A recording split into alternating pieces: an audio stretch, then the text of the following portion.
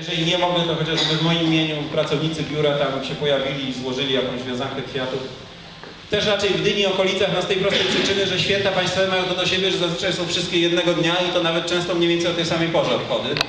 No więc jak ich jest 15 czy 20 na raz, no to można być na jednym. Kolejna sprawa, która też uważam jest pewnym takim obowiązkiem polityka, to jest, bo to jest sprawozdawanie i kontakt z wyborcami pośredni, czyli obecność w mediach masowego przekazu. No w ten sposób można przekazywać pewne informacje, informować o swojej działalności. Zarówno tych ogólnopolskich trochę mi się zdarzyło, choć takich może nie z pierwszego rzędu, tylko z drugiego, tam Polsat News, Superstacja, tego rodzaju stacje. Byłem niedawno na programie takim Młodzież Kontra w telewizji publicznej. To jest bardzo ciekawy program z takimi młodzieżówkami partyjnymi w takiej konwencji 100 pytań do. To ciekawe było, bo dostałem telefon o 18 w sobotę, że mam być na ten program o 15 następnego dnia w niedzielę w Krakowie, ale udało się dotrzeć. No ale również lokalnie, no to jakby często wywiadówka i śniadanie w Radiu Gdańsk. Jak Państwo nie znają tych programów, to polecam. Zawsze w niedzielę o 10:30, przepraszam, w sobotę o 10:30 w telewizji Gdańsk jest wywiadówka. A teraz w poniedziałki o 9:00 w Radiu Gdańsk, śniadanie w Radiu Gdańsk. Obydwa te programy są w takim formacie, że są politycy różnych formacji i opowiadają, sprzeczają się, komentują wydarzenia mijającego tygodnia, więc jest taki przegląd spraw bieżących. Także staram się też tam w miarę możliwości wbywać. No i ostatnie to jest kontakt bezpośredni. No tu ci, co próbowali, to wiedzą, że najtrudniej się do mnie dodzwonić i tu już lepiej nie będzie raczej. Ja po każdym spotkaniu, po każdym takim momencie, kiedy nie mogę odbierać telefonu, to mam 5-7 nieodebranych, oddzwonię na jeden, potem znów nie mogę i tak to się kończy. Więc lepiej zdecydowanie pisać maile. I tu staram się w miarę na bieżąco odpisywać, choć zdarzają mi się zaległości do miesiąca włącznie. Ostatnio wyczyściłem, z jednym wyjątkiem skrzynki sejmowej. Każdy poseł ma skrzynkę w formacie imię.nazwisko@sejm.pl i tam przychodzi naprawdę 100, 200, 300 maili dziennie, więc tego absolutnie w znacznej mierze zupełnego śmiecia, spamu, ale no, nawet przedrzeć się przez to jest trudno, więc tam staram się czasem coś przeczytać, coś odpowiedzieć, ale na wszystko się nie da, na pozostałe skrzynki, tak? Media społecznościowe oczywiście, no w dzisiejszych czasach, Facebook, Twitter. Aktywność na Twitterze mi trochę siadła, bo to jest takie medium stworzone na takich ciętych ripost, kontrowersyjnych wypowiedzi, a to już w tej roli społecznej trzeba jednak tak bardzo ważyć to, co się mówi, no i czasem wtedy efekciarstwo jakby publicystyczne wypowiedzi na tym cierpi. Dobra, to tyle jeżeli chodzi o sprawozdania z pracy. Jeszcze jakie plany? Poza oczywiście kontynuowaniem tego wszystkiego, o czym mówiłem dalej, no to pilnowanie tych tematów lokalnych. One wszystkie są takie ważne tutaj dla Gdyni, dla okolicy, jak budowa obwodnicy i pogłębienie portu, jak droga czerwona, jak przypilnowanie tej trasy S6, żeby ona na miarę możliwości, ale w miarę przyzwoicie wyglądała, jak modernizacja linii kolejowych 201, czyli tej magistrali węglowej dawnej Bydgoszcz-Gdynia przez Kartuzy, przez Kościerzynę przede wszystkim z łącznikiem do Kartuz, jak kwestia przywrócenia dowództwa marynarki wojennej i w ogóle porządnej marynarki wojennej, modernizacji marynarki i kolejnych programów zakupowych. Teraz jest w trakcie rozpoczętych 21 programów uzbrojenia, które jeżeli zostaną zrealizowane, to zupełnie zmodernizują naszą marynarkę wojenną, która do tej pory była najbardziej zaniedbanym rodzajem sił zbrojnych z wszystkich dotychczasowych. Trzeba powiedzieć, że 75%, 3/4 polskich okrętów wojennych mają eksploatację techniczną na poziomie 75% i wyżej, a 1/4 ma na poziomie 100% i wyżej. Więc te programy zakupowe, tam Miecznik, Orka, okręty obrony wybrzeża, okręty podwodne, formowany jest drugi nabrzeżny dywizjon rakietowy, no to wszystko jest w toku, ale no, będziemy to pilotować, żeby nie łapało zadyszki. No więc te programy, no, wszędzie jest to na w miarę dobrej drodze, na przykład kwestia przywrócenia dowództwa marynarki wojennej, no to jakby tak wydaje się, że jesteśmy o krok od tej decyzji, no ale na razie jesteśmy o krok, więc jeszcze nie chwalmy dnia przed zachodem słońca, jak decyzja będzie, to już wtedy będziemy się nią chwalić. Chyba że będzie tak, że jej jednak nie będzie, no to wtedy nie będziemy się chwalić. Staram się też być cały czas obecny w gdyńskiej debacie publicznej, no wywodzę się z Gdyni, jestem gdyńskim samorządowcem, można powiedzieć, przez ponad 10 lat.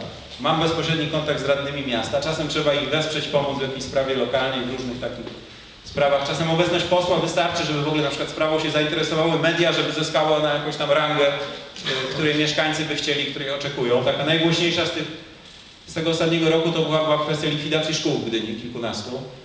gdzie dosyć zdecydowanie tu jako Prawo i Sprawiedliwość występowaliśmy w obronie tych szkół, wskazując, że o ile pewna reforma sieci szkolnej jest konieczna, no to chociażby jest bez sensu ją robić na rok przed reformą oświaty, która spowoduje konieczność nowej reformy siatki szkolnej.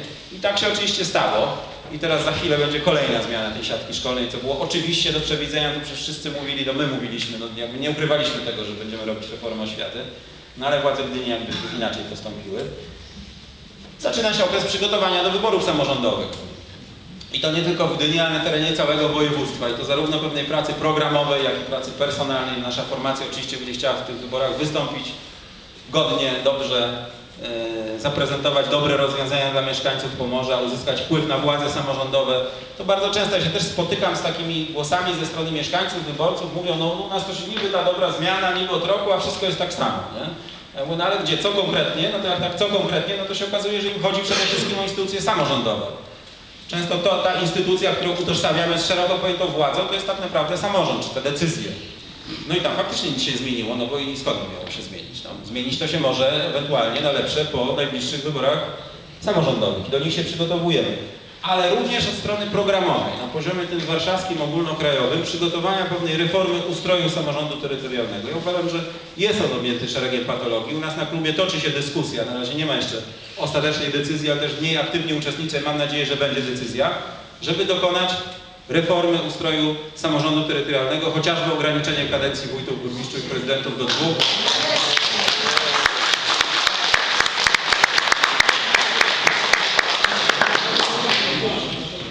Przekażę, że doły są za reformą. Chciałbym również powrócić do wydawania jakiejś lokalnej gazetki takiej politycznej przez naszą formację. Ten rynek medialny, mediów lokalnych się trochę zmienia. On jeszcze rok temu był absolutnie jednolicie taki, że tak powiem, pro-układ rządzący na Pomorzu i w Trójmieście zwłaszcza.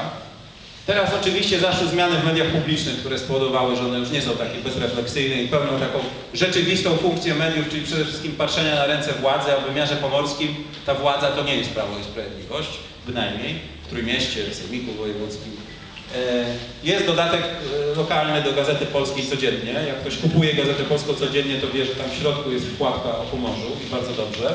No ale jeszcze jest taka potrzeba, wydaje mi się, jakiejś takiej masowej gazetki, gdzie byśmy prezentowali nasze stanowisko, takie wydawaliśmy swego czasu, od czasu do czasu się zdarzało, tak, zazwyczaj nazywało się to czasopismo, niewątpliwie chciałbym do tego wrócić i też tak się stać taką siłą napędową, żeby to odżyło. Z takich dużych projektów to jeszcze zmawiamy się, udało się mi przy okazji tej właśnie wizyty w Berlinie poznać naszego europosła, pana profesora Krasnodębskiego, taką dłuższą rozmowę odbyć i faktycznie tam jeszcze w gronie kilku posłów wykluwa się taki pomysł, że trzeba, bo my tak troszeczkę wsiąkamy w tą taką bieżączkę, w takie sprawy na dziś, na jutro, a trzeba też trochę takiego patrzenia bardziej do przodu.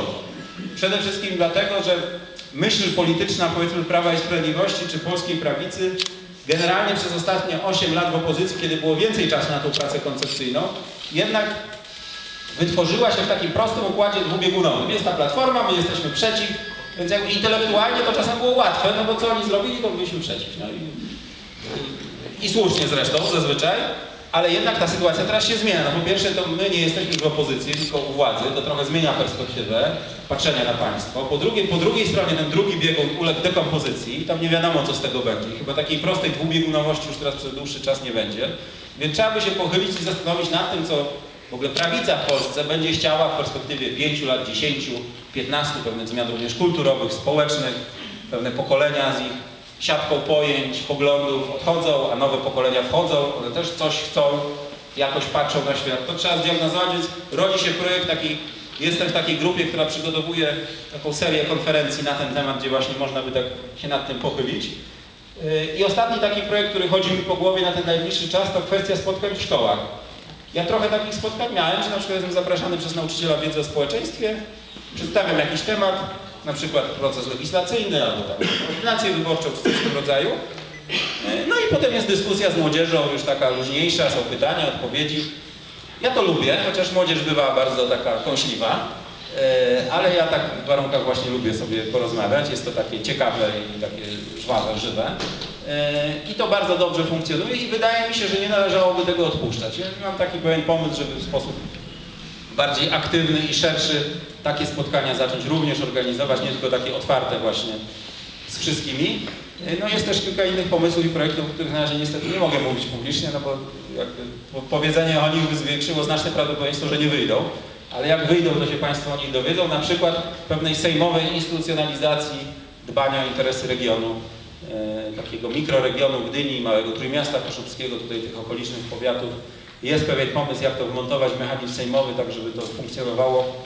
No i to tyle, co na razie mogę powiedzieć. Jak pomysł wyjdzie, no to będziemy mówili o tym szerzej. Dobra, bardzo dziękuję. Mimo wszystko chyba